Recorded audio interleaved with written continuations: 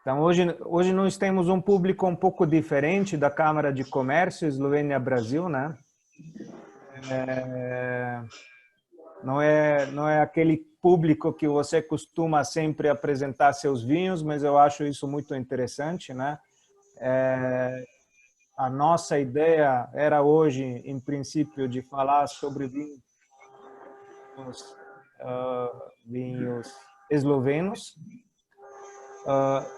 E eu, como a Eslovênia tem uma característica de vinhos laranja, também sugeria o tema ser sobre vinhos laranja, mas depois eu pensei, já que somos Câmara de Comércio Eslovênia-Brasil, precisamos ter um representante do Brasil aqui também, né, para fazer mais sentido, né? E acho tudo a ver. Pessoal, já estamos começando. Eu queria só pedir uma gentileza para todo mundo que está com o microfone ligado, para desligar o microfone, senão tem muita interferência na conexão. Obrigado. Então, tem todo sentido, né, também promover os vinhos brasileiros, né?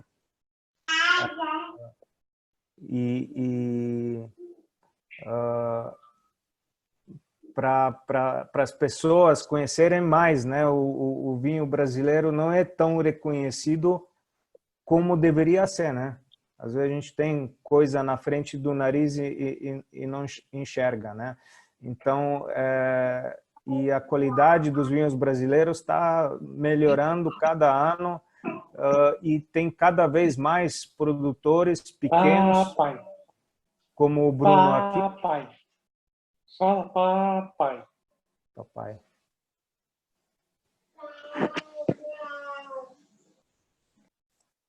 Deixa eu ver quem que tá.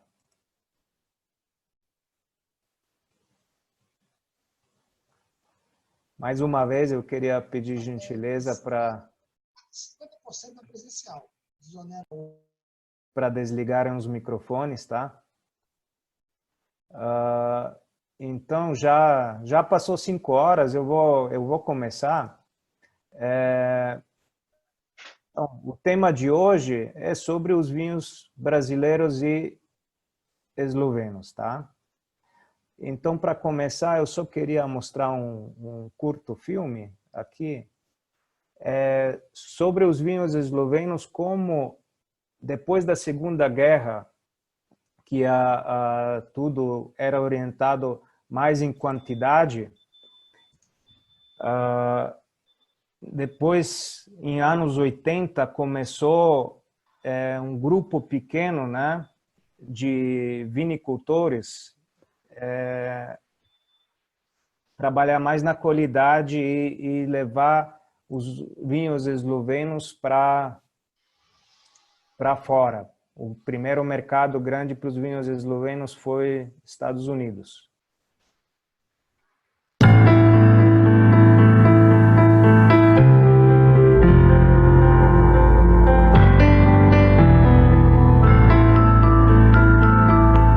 Espero que vocês todos conseguem ver a apresentação.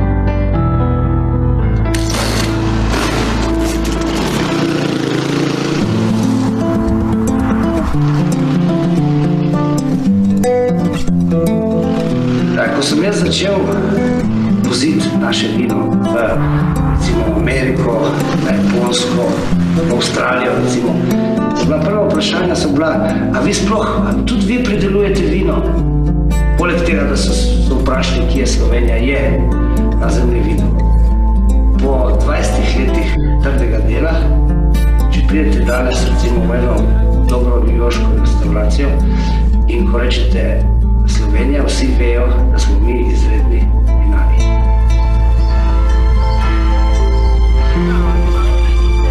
Pri nas se ni začelo pridelovati pred 50 ali 100 leti. Je pridelava vina že v času Rimljanov. In prav ti griči tukaj v Goriški Brdi so eni tistih, ki pač to zgodovina piše. Mislim, da so bila vedno pomembna vina že v Republiki Veneciji. In mi smo bili recimo v Avstro-Ogrski monarhiji, potem Prva svetovna vojna, Italija, potem je bila pa druga svetovna vojna, ki se je sistem čisto spremenil, ki je bilo treba iz tistega trga, ki si ga že imel za vino, za grozdje, enostavno se je spremeniti. Obvezno nekje pritiskali, da gremo v zadrugo, ampak naši so ustrajali, zato so bili včasih tudi tepeni oziroma davčno obremenjeni. S tem, da se v tistem obdobju definitivno ni kaj dosti govorilo v smeri kvalitete, ampak so bile te količinski dosežki v spredju. Ampak vse to smo mi nekako prebrodili, smo prišli potem recimo v tista 80. leta, kjer sem jaz dobil 4-5 kolegov in skupaj smo začeli ustvarjati to zgodbo. I have seen tremendous change from the old collectivized mass market setup to the new focus on quality wines and exciting individual wineries that have appeared. Ampak mi smo štartili iz pozicije, ko je bilo treba povedati, od kje smo, da tudi tam obstaja trca, da je od nule, oziroma včasih manj kot nule, iz negativne strani nule. V tistem obdobju je prišla generacija, ki je imela malo več kontakta s svetom, je videla čez mejo, je bila mlada, polna energije in je hotela nekaj pokazati. To druženje nam je dalo napredek. Nismo gledali iz stališča biznisa, ampak smo gledali iz stališča prijateljstva. For many wine drinkers, they don't even know where Slovenia is or that it produces wine. The message has to be really that we have to show people the place and get people tasting the wines so that they can appreciate for themselves actually what an exciting wine region it is. Rečejo seveda, najboljši Cabernet je v Ameriki, najboljši Sauvignon je dol v Novi Zelandiji, najboljši Chardonnay je v Avstraliji. To lahko rečejo, ne? Ampak jaz rečem, najboljša vina so pa v Brtih.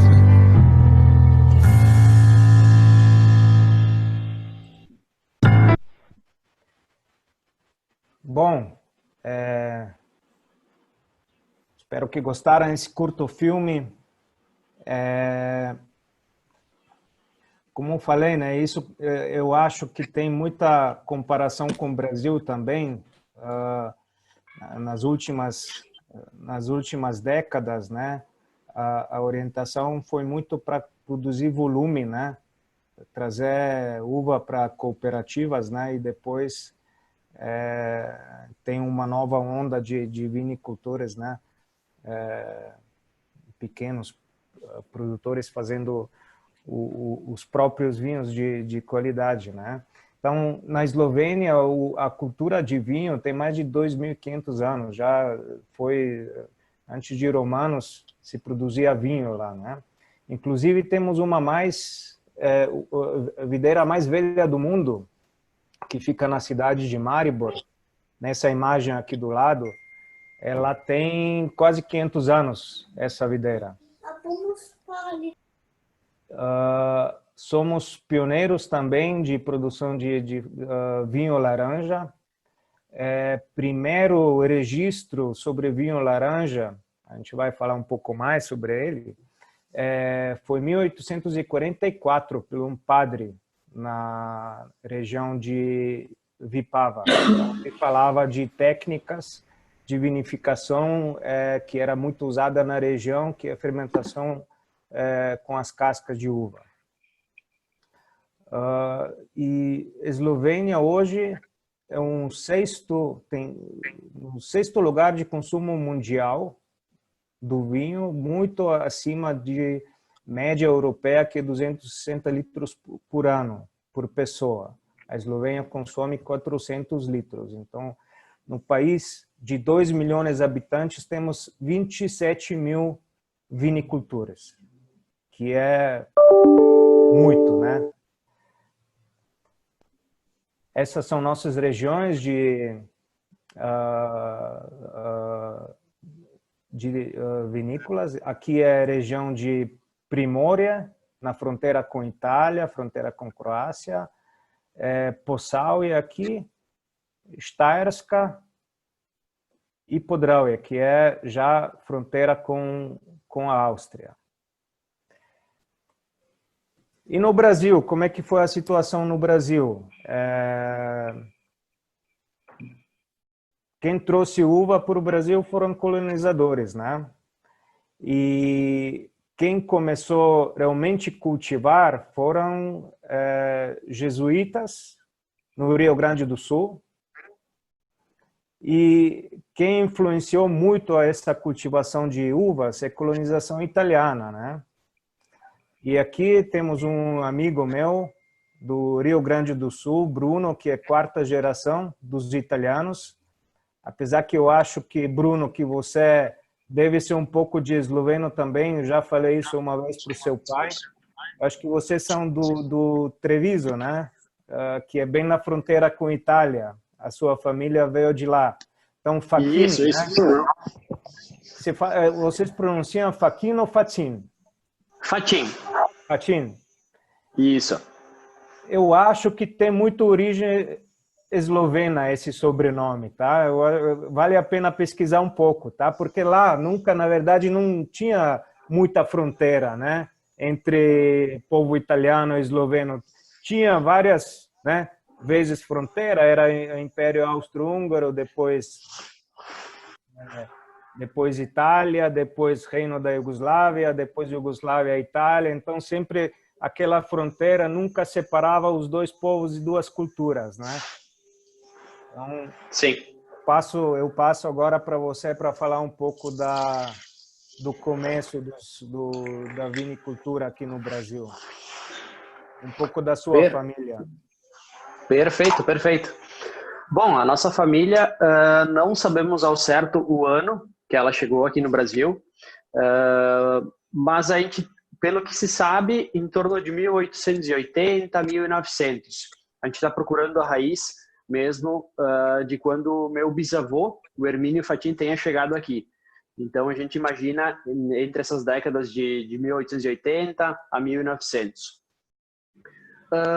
Eles compraram a propriedade que a gente tem hoje aqui em 1936 e desde então a nossa família sempre está aqui, sempre produziu uva aqui. Quando os meus antepassados chegaram, eles não produziam uva porque eles estavam numa outra terra e naquela terra era uma encosta de rio e eles diziam que nessa parte mais plana não se produziria uva, porque não era uma parte, o solo não era a característica desejada, como se tinha na Itália, que se produzia só nos morros, né, nos montes. Com isso surgiu a possibilidade então de comprar essa terra, onde a gente está hoje. Então meu bisavô comprou 72 hectares dessa terra, pagou 29 mil contos de réis, pagou 18 mil à vista e 11 mil parcelado em 3 anos. E desde então, sempre se produziu uva e sempre se fez vinho aqui. Sempre se fez vinificação natural, vinho natural, porque era tudo o que se sabia fazer, né? O que veio a origem da Itália ou da Eslovênia, né? Quem sabe a gente não tem um pezinho aí do lado também. Você falou de vinho natural, Bruno, então isso que queria falar com você, porque eu sei que você é especialista nisso, né? Então, muita gente estranha quando falamos vinho natural, né? Porque o que é vinho se não é natural, né? É suco de uva fermentado, não é? Só que poucas pessoas sabem que o vinho, hoje, um vinho convencional, tem muito mais que isso dentro no conteúdo, né? E eu acho que um dos poucos alimentos, se podemos chamar de alimento, que eu considero como alimento, é um dos poucos que não tem no rótulo, na etiqueta, a lista de componentes que são incluídas dentro, né? De estabilizantes, de conservantes, de produtos químicos e tal. Sim. Então, hoje pode falar. Hoje tem mais de 250 produtos registrados para enologia. Então, qualquer vinícola hoje pode adicionar qualquer um desses 250 componentes e muitos deles não têm um limite mínimo ou máximo que possam ser adicionados. E aí, quando a gente faz uma vinificação natural, ou um vinho natural, a gente está indo totalmente contra a maré. A gente está voltando a fazer o que o meu bisavô fazia, o que o meu avô fazia. Lá nos anos de 1900, lá na década de 30, de 50, e sempre fizeram vinho natural. Com o passar do aumento de produção da uva, a qualidade da uva baixou muito, por ter muitos insumos químicos sendo adicionados na videira, a qualidade diminuiu tanto que foram criados os produtos enológicos para corrigir esse problema da uva. Então, eu sempre digo que a química existe no vinho para corrigir o problema feito na viticultura. Por isso que a gente produz toda a nossa uva que a gente usa na vinícola, porque a gente faz um cultivo sustentável, para tentar fazer o melhor possível essa uva, para chegar na vinícola e não ter que adicionar nenhum produto enológico. Todos os nossos vinhos hoje são feitos sem produtos enológicos. Então, é considerado uma vinificação natural. Não é considerado um vinho natural, porque a nossa uva não é registrada como orgânica. Então, uma vinificação natural, onde a gente faz fermentação de forma espontânea, e quem faz a fermentação são as próprias leveduras, que estão contidas na casca da uva. Não adicionamos sulfito, não fazemos filtragem, não fazemos correções, não adicionamos açúcar, nada, nada, nada. A gente adiciona somente uva e muito amor. E dentro disso também, então a gente faz o nosso cultivo, digamos assim, sustentável. A gente denominou como sustentável.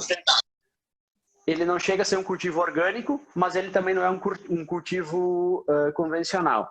A gente usa alguma coisa de produtos, mas a maior parte deles a gente busca utilizar os produtos registrados por orgânico.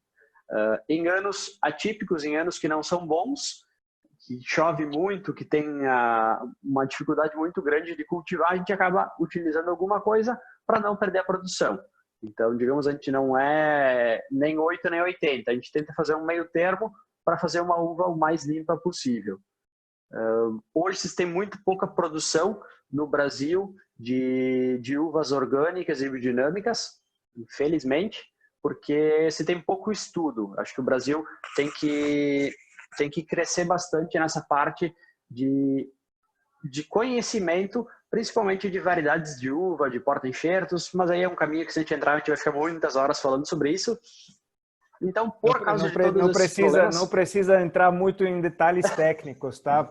Perfeito. Mas, bom, desculpa te interromper, eu quero convidar também todo mundo que está nos ouvindo, se alguém tem pergunta, pode interferir, abre microfone, fala, vamos fazer essa conversa dinâmica, tá? Se alguém quer perguntar alguma coisa, fica à vontade.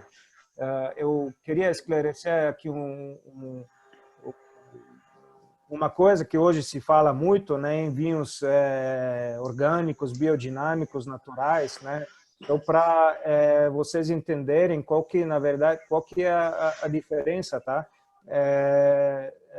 E essa imagem aqui mostra bem bonito, né, a diferença de cada um, né? Isso seria um vinho convencional, com todos aditivos permitidos de se colocarem no vinho na vinificação, né? Aqui estamos falando, na verdade, de duas fases, né? Você tem fase de campo, né, de produção de uva, e fase de vinificação, que é na adega, né? Então, você pode ter produção de uva orgânica, mas a legislação ainda te permite colocar muitos aditivos na vinificação, que seria essa segunda garrafa aqui, né? Já o vinho biodinâmico é hoje mais conhecido, o órgão de certificação Demeter, que é origem alemã, já permite muito menos aditivos, né? E é uma produção no campo muito mais radical, sem permitir sem permitir agrotóxicos, né? Agora, já um vinho natural, a única coisa que é permitida adicionar é um pouquinho no final na vinificação, né? E agora, comparando um com o outro, aqui, no vinho convencional, hoje é permitido adicionar até 250 miligramas por litro, não é? Assim, Bruno? Sim, pode ser até mais. No Brasil são 350 miligramas permitido de sulfito. Só o sulfito falando, né? Fora todos os outros produtos para dar volume em boca, para dar acidez, para dar tanino, para, enfim. Hoje tem produto para fazer, de transformar água em vinho, para terem uma ideia. Então, toda vez a gente vê um... Então, a ciência já descobriu o jeito do Jesus Cristo, é isso que você quer dizer? Isso aí, isso aí. Estão transformando água em vinho já, infelizmente. Tá. Então, só para vocês terem ideia, 180 miligramas já é considerado veneno para corpo humano, né? Se tomar um litro, uma garrafa desse vinho com 350, imagine a dor de cabeça e tudo no dia seguinte, né? Não tem engove que te salva, né? Enquanto vinho natural, eu acho que o máximo permitido é 20 miligramas, né? Isso. Na Europa, sim, né? No Brasil, a gente não tem legislação sobre vinho natural. Então, na verdade, na Europa também não tem legislação. Vinho natural bom, na verdade, sempre se fazia assim, né? Quem fazia vinho para ele em casa sempre fazia assim. Mas não tem legislação ainda, enquanto para os outros tem. Vinho natural é uma coisa tão nova entrando no mercado, também não é tão nova, mas não tem uma legislação que muito limita. Então, os próprios produtores se juntaram junto em organizações, né, e criaram as próprias regras, né, de como tratar o vinho natural, né? Então, eu acho que é o máximo permitido lá até 20 miligramas e muitos nem adicionam, né? Perfeito. Nós optamos por não adicionar. A gente nunca adiciona. Uhum. Bom, isso é só uma lista, uma parte de lista de aditivos que são permitidos no vinho, né? Vocês podem ver aqui que tem até arsênico, né? Que pode adicionar no vinho. Bom, para falar agora de vinhos laranja.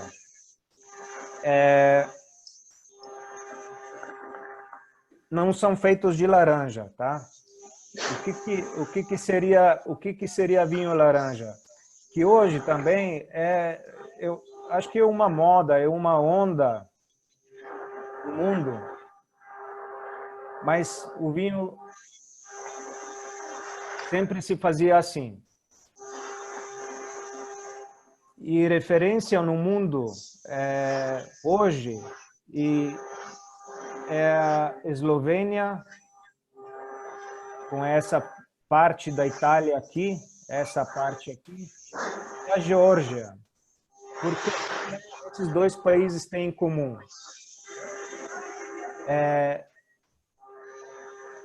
Em comum tem que tem tradição centenária de vinificação de uvas brancas em contato com as cascas. O que é vinho laranja? Vinho laranja é uva branca vinificada em contato com as cascas. Parecido como é vinificação de uva tinta, de vinho tinto. Então, esse vinho é muito mais encorpado, tem mais taninos. Bruno, me ajuda? Sim.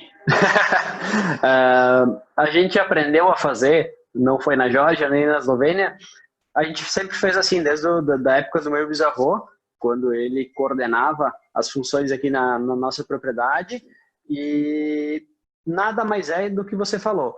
É fermentar a uva, é macerar ela com as cascas. Então, num vinho branco tradicional, a indústria chega com uma uva branca e ou prensa essa uva, né, ou espreme essa uva e separa o líquido das cascas, ou faz uma pequena passagem, uma pequena fermentação, digamos, de um dia com as cascas.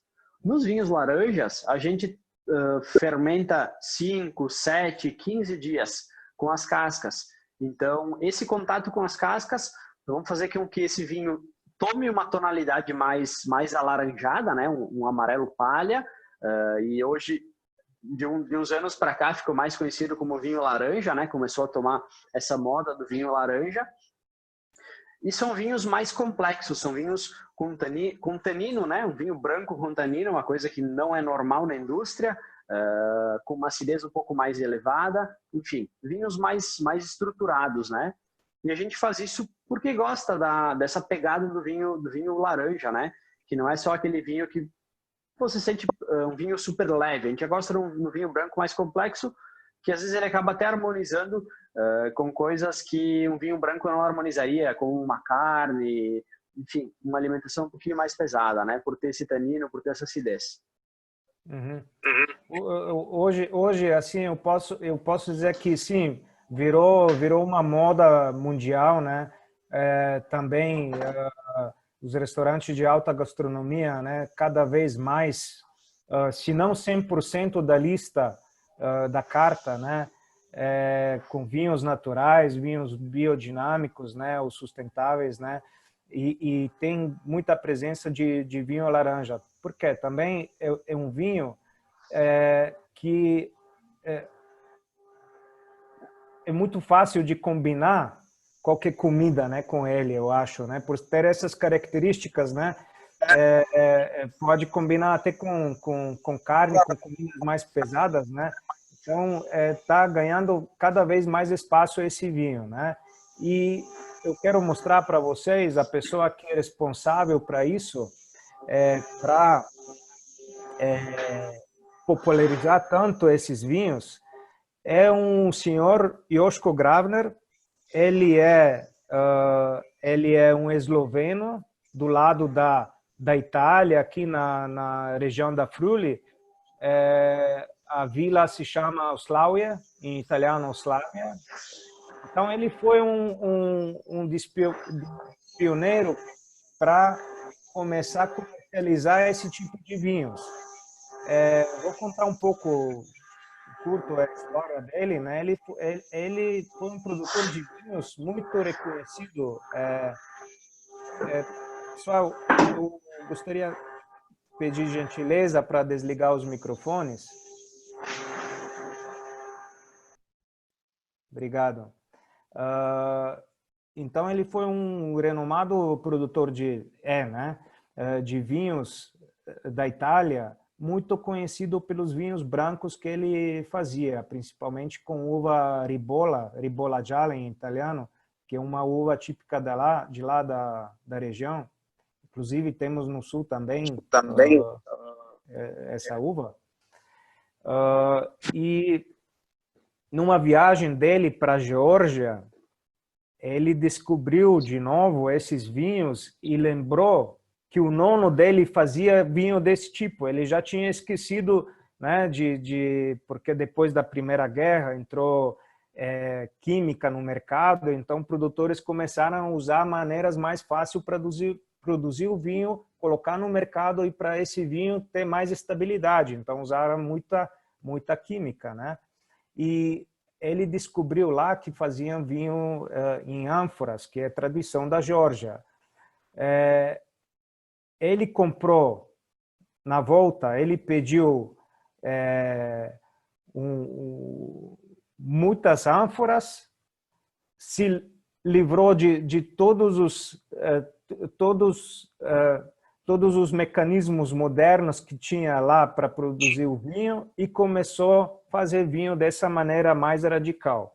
Quando colocou a primeira safra no mercado, ele foi boicotado pela crítica, porque ele era um queridinho dos críticos dos vinhos, dos restaurantes, então ele levou muita pedrada, né, na época, com esses novos vinhos, e ele falou assim: a partir de agora só vou fazer vinho assim, para mim isso é vinho, né? até que aos poucos, né, começou a pegar, né? Quem compraram essa ideia primeiro foram americanos, ele começou a exportar para Estados Unidos e assim pegou que hoje uma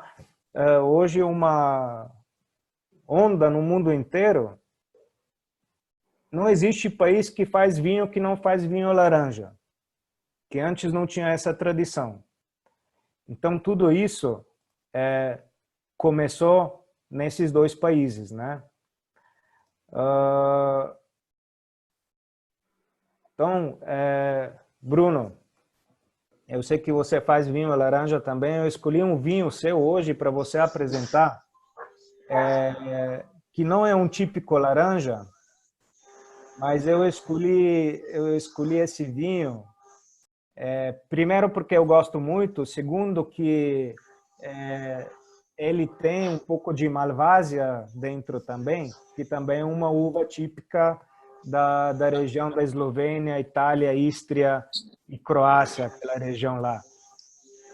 Queria que você apresentasse um pouco o seu vinho. Perfeito, perfeito, Matias. Dentre os vinhos laranjas que a gente faz hoje o Chardonnay, o Riesling e a Malvasia.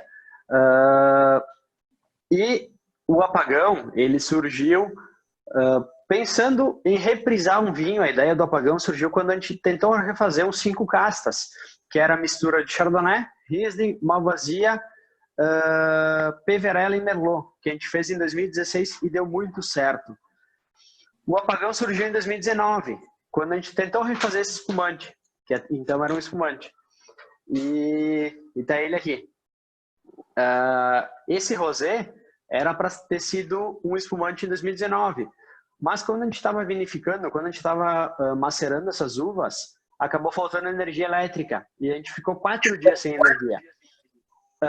Com essa falta de energia, acabou não tendo climatização na nossa vinícola, né? Climatação. A temperatura de fermentação sobe volátil, enfim. É uma complicação para a vinícola, né? A gente achou que a gente ia perder esse vinho, esse espumante, né? A gente achou que a gente ia perder ele. E quando a gente trabalha com método ancestral, a gente só trabalha com método ancestral, nós temos que engarrafar ainda esse vinho quando ele está em fermentação, né? Como a gente não adiciona açúcar, não tem como refazer ele, digamos, em junho. A gente tem que engarrafar ele ainda em janeiro ou fevereiro na safra da uva. Com essa falta de energia, o Apagão ele ia demorar em torno de 12 a 15 dias para terminar a fermentação. E ele terminou em 4 dias. Exatamente nos 4 dias que faltou energia. A gente pegou esse vinho, a gente não tinha mais como fazer espumante, jogamos ele para um tanque e disse, bom, vamos ver o que vai sair. Se não der nada certo, vai virar um vinagre, né? Vamos fazer um bom vinagre. Para nossa surpresa, uns meses depois a gente foi provar esse vinho no tanque e ele estava fantástico. E daí surgiu o Apagão. Lançamos ele em 2019 ainda e infelizmente ele está já bem no finalzinho, nas últimas garrafas. E agora a gente está lançando esse que está na minha mão, que é o Apagão com gás. Então a gente conseguiu fazer um espumante e ele ficou na mesma tonalidade do Apagão, sem querer, tá? A gente não tentou reprisar ele. Tentamos sim pegar as uvas que a gente já tinha feito esse corte e deu certo. E agora a gente conseguiu então fazer um espumante dele e tá sensacional. A gente não lançou ele ainda, não tá no mercado, mas logo, logo vai estar. Nos próximos dias a gente vai lançar no mercado. Mas isso é legal, Bruno, com vinhos naturais, né? Porque você nunca sabe que vai sair, né? Com vinho convencional, você praticamente consegue fazer a cada safra o mesmo vinho, com o mesmo sabor, com as mesmas características. Você consegue regularizar o sabor, você consegue fazer o vinho que você quiser. Não existe... Hã? Não, a gente não consegue fazer o vinho que a gente quer. A gente acaba tendo que fazer o que a uva que define, né? As leveduras selvagens que definem. Sim, você que faz vinho natural. Isso. Mas aí. quem faz, não, estava falando, quem faz vinho convencional consegue, assim, tem ferramentas que consegue equilibrar para chegar assim mais próximo de cada safra para ficar igual. Ah, sim, com química hoje é fácil, o pessoal consegue fazer o mais próximo possível de outras safras, né? Isso é bem tranquilo. No natural não tem como, né? Não tem como padronizar, não existe Coca-Cola na vinificação natural. Sim, então isso que é interessante, que dá charme, que dá, sabe, você pega o mesmo vinho, outra safra, é outra coisa, é outra, né? Porque, lógico, a natureza muda também todo dia, né? Sim, com certeza. Então, mas eu gostei desse vinho seu, o Apagão, fiquei, olha, para mim não pareceu que para mim pareceu que foi de propósito feito assim, sabe? Depois que você me contou a história, só queria dar risada. Foi por acaso. E quando surgiu, o Apagão surgiu lá em 2016, né? Quando ele era os 5 castas, ainda não era conhecido como Apagão, que também foi sem querer. Foi um acaso. Quando a gente a gente não quis misturar 5 variedades e fazer um vinho. A gente acabou sobrando um pouco de vinho dessas 5 variedades e misturamos ela para fazer um vinho para a gente tomar na casa. E quando a gente estava provando esse vinho, um dos dias chegou ali Cereja, aí de São Paulo, e ela provou o vinho e se apaixonou pelo vinho. Ela disse, não, vocês não vão ter que ficar, não vai ficar só para vocês esse vinho, vocês vão ter que lançar ele e eu quero comprar todo esse vinho. A gente acabou não vendendo todo esse vinho para ela, porque a gente começou a ver que ele tinha um potencial muito grande e aí acabamos vendendo ele para outras pessoas também, para não ficar só com a Liz e outras pessoas poderem conhecer de outros estados também. E nessa ideia de reprisar os 5 castas acabou dando certo, quer dizer, acabou dando tudo errado, mas no final surgiu o Apagão e foi uma surpresa muito bacana, foi sensacional. O pessoal aceitou muito bem o Apagão, gostaram bastante dele. Legal. Bom,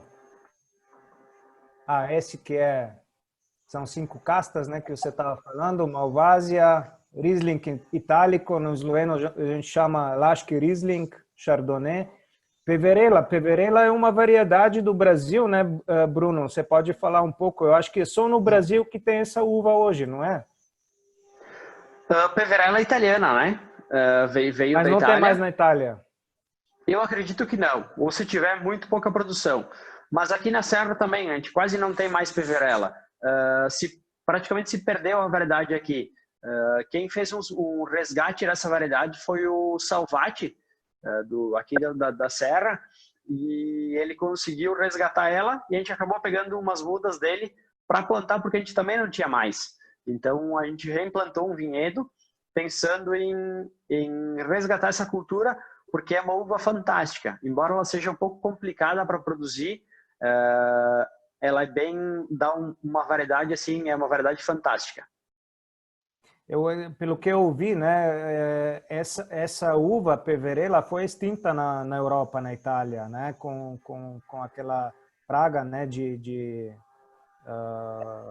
como é que fala? Esqueci como chama. Praga que atacou as vinhas, né? Isso. E foi extinta aqui, então lá na Itália.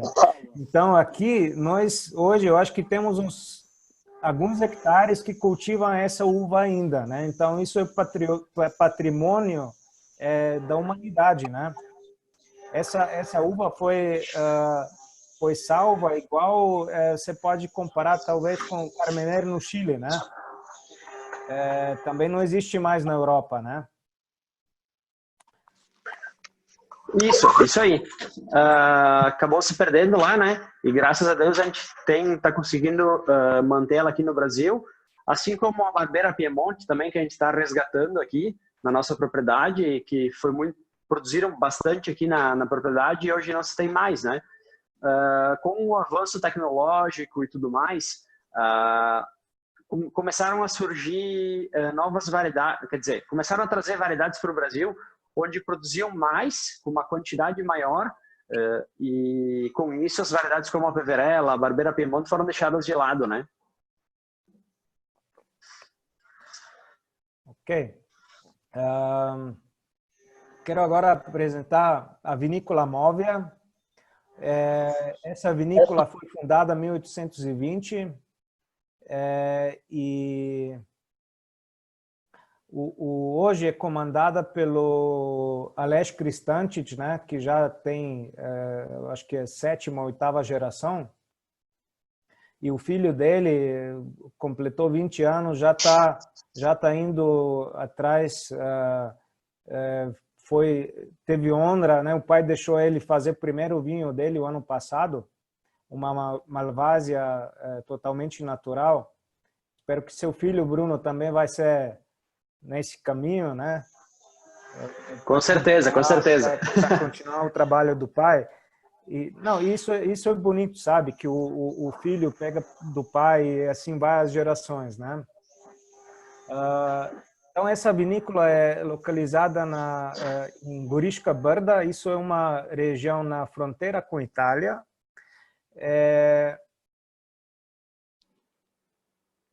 Na verdade, como falei antes, né? Nunca tinha fronteira cultural lá. E até fronteira física foi, às vezes, muito duvidosa, né? Por exemplo, você vê aqui nessa imagem, essa vinícola, né? Você descendo o vinhedo, né? Aqui você já entra na Itália, né? Então, ele tem a parte de vinhedos na Eslovênia e parte na Itália, porque faz parte da mesma propriedade.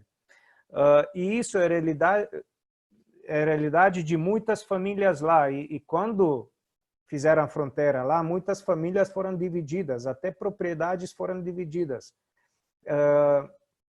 Eu estava lendo um livro que recomendo para todos, quem tem mais interesse de ler sobre vinhos laranja, é esse aqui, Amber Revolution, e ele escreve muitas... ele é focado na Eslovênia e Geórgia, né? Como tradição de vinificação laranja, e escreve de um jornalista inglês, e escreve uma história bem engraçada de um produtor, um cara lá da Eslovênia, que a casa dele foi dividida pela fronteira com a Itália depois da Segunda Guerra, né? E quando ele saía à noite de casa para ir no banheiro, que banheiro estava fora de casa na época, né? Ele precisava passar a fronteira, né? As pessoas lá, eles tinham uma carta de passar sem problema, né? E a polícia também conhecia todo mundo que morava lá, porque todos foram locais, né? Aconteceu que uma vez trocou a polícia, chegou um cara novo do capital lá para servir e quase matou esse cara que foi à noite no banheiro, né? Então são umas coisas assim, umas histórias de povo lá que vive, por exemplo, a minha avó, né?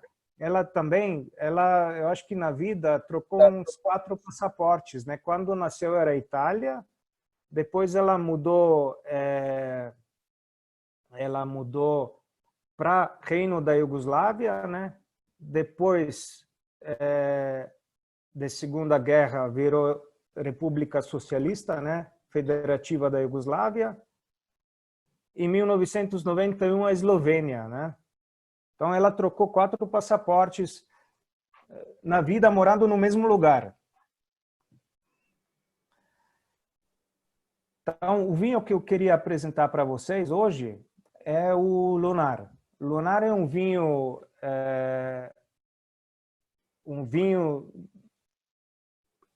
eu diria mais extremo da Móvia, do Aleš.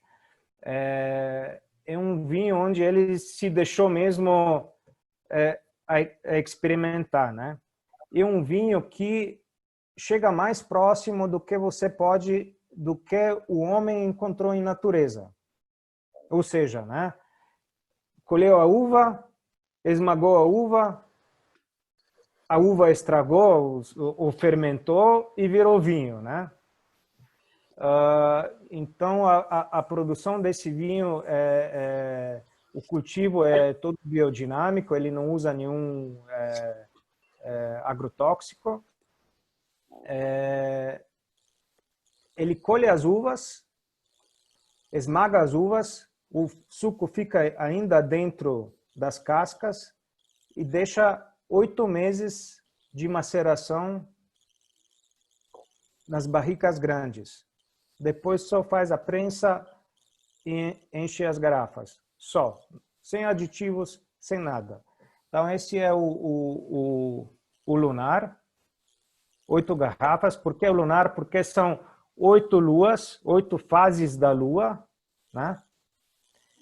Ele fica, eu já decantei ele fica nessa cor, bem laranja. E depois que a gente costuma ele decantar, porque embaixo da garrafa tem um sedimento. Esse vinho não é nada filtrado. Esse sedimento, depois de decantar, ele fica assim. Vocês podem ver aqui a diferença entre isso e isso. Isso estava na mesma garrafa, tá? Eu só decantei um pouco antes da nossa conversa para poder tomar também. Então, esse é um vinho totalmente natural. Tem 6 miligramas de sulfitos por litro, que é sulfito produzido pela própria uva na fermentação. Então, sem adição de sulfitos. Então, Bruno, quem está nos ouvindo, essa foi a nossa apresentação. Eu queria brindar com vocês e abrir para todos, se alguém quer perguntar alguma coisa para o Bruno, quem está nos ouvindo. Perfeito, Matias. Muito obrigado. Se alguém tiver dúvidas aí, pode perguntar que a gente responde.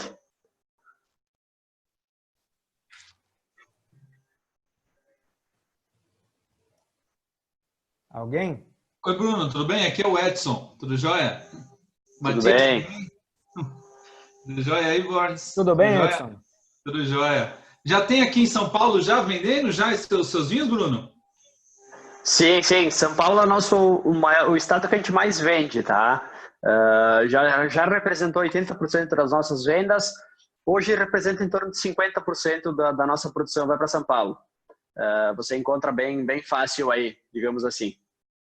Não, legal. Olha, falar a verdade, é tão grande o mercado aqui que eu não conhecia os seus vinhos. E eu trabalho com vinhos, isso é a coisa mais doida. Você vê como é. E eu trabalho. O Edson representa uma vinícola eslovena aqui também, Puklac Family. Inclusive eu trabalho, eu estou junto no grupo de vinhos brasileiros. Você deve conhecer o Ellison Manfroy. Falou muito bem de você aqui. Pô, que bom. Não lembro por nome, talvez possa conhecer.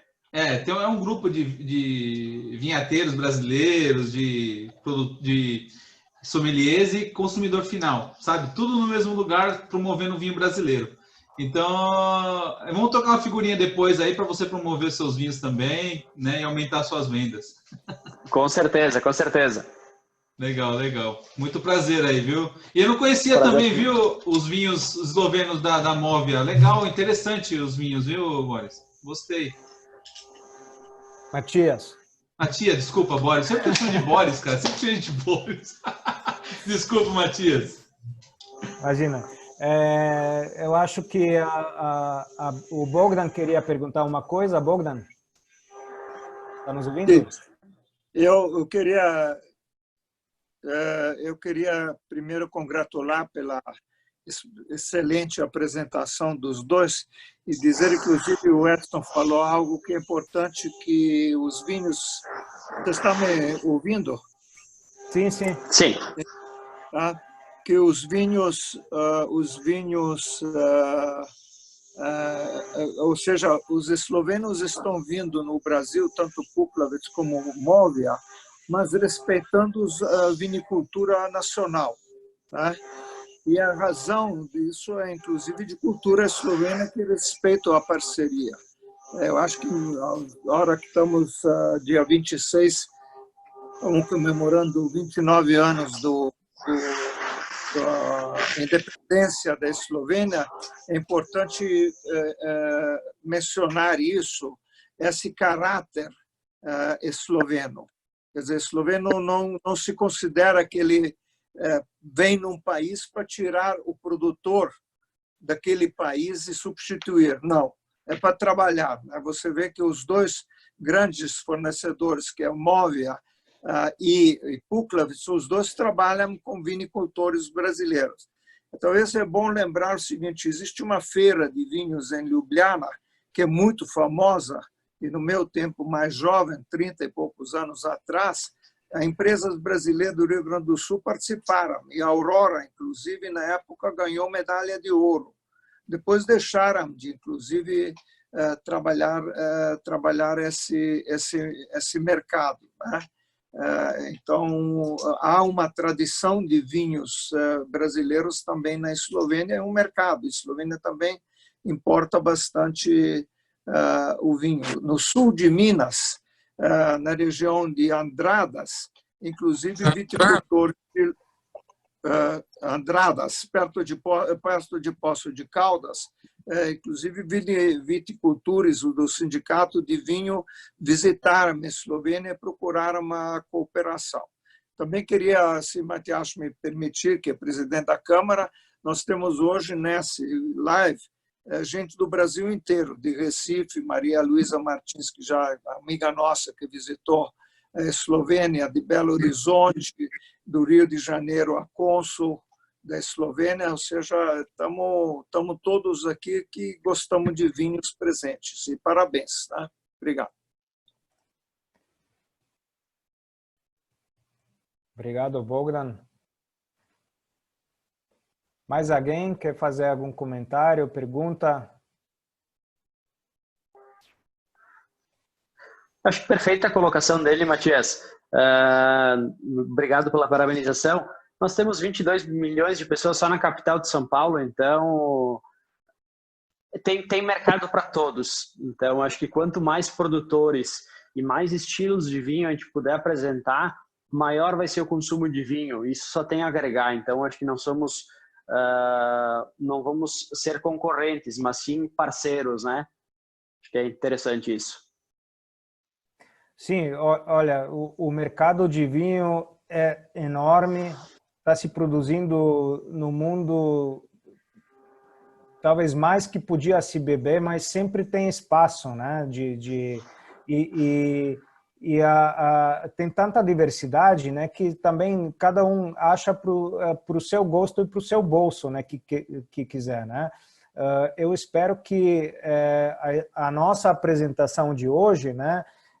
Deu um pouco assim para conhecer também as diferenças, né? Para saber quando você consome alguma coisa, para saber o que você está consumindo, né?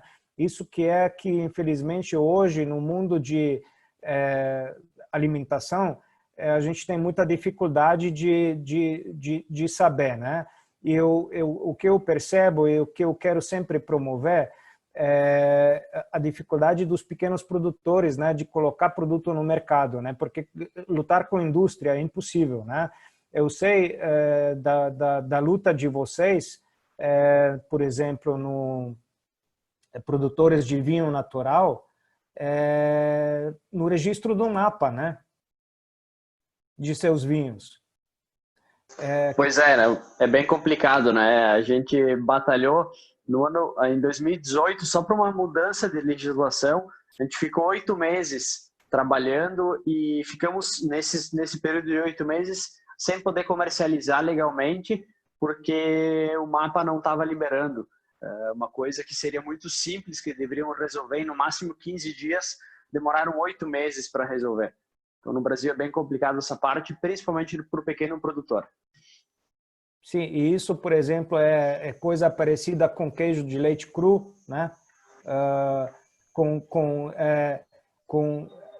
produtos que poderíamos com orgulho, né, falar que esse produto é produto com denominação de origem do Brasil. Nós não temos isso, né? Enquanto a Europa, né, já, né, tem tudo, por exemplo, na Eslovênia, né, na Croácia, eles não podem fazer mais o vinho Teran, que é da uva Refosco, porque é uma uva que a Eslovênia registrou como DOC da Eslovênia e só nós podemos chamar o nosso vinho de Refosco, né? Os croatas já não podem mais, né? Que é um absurdo também, né?